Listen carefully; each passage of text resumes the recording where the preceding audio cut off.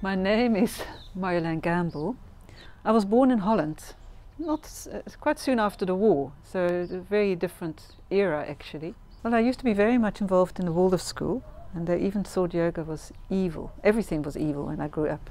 Yoga certainly was one of them. I was told by my then doctor that it was evil because of the breathing, funny enough. Of course, I mean, you use your own mind. If this is evil, well, what is evil? This is my 20th year doing yoga. It's my 15th year full time. I started doing yoga part-time at home, and then at a certain point I opened my own studio in 2001. Yoga is about unity. It is palpable. I love that. It's being comfortable within yourself.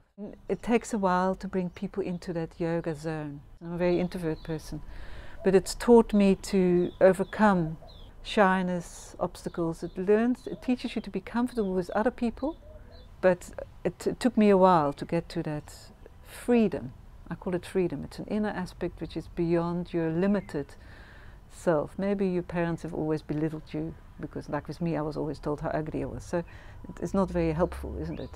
So you've got to overcome that aspect. And yoga does, because it goes to a deeper aspect of yourself, which is free from the external. It's what's invisible that is enhanced. It's all there in art. It's in yoga. It's in psychology. As an art person, I always developed art along teaching. I did moving toys with parents. I did in the townships. I was always teaching other people doing artwork, basically. And a few years ago, I felt the need to get back to my own basic artistic roots.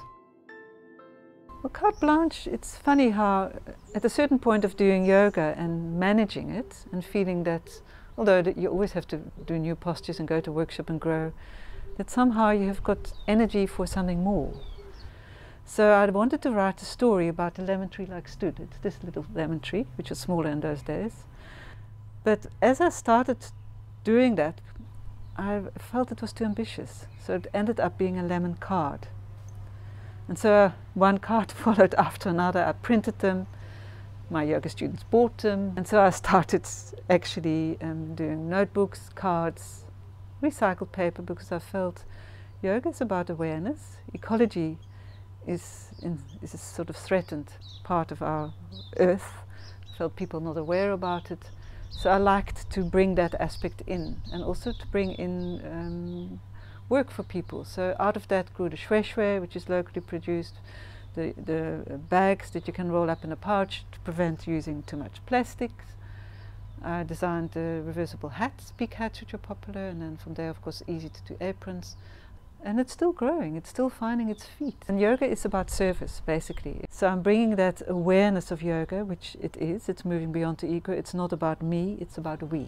That's in a nutshell what yoga is.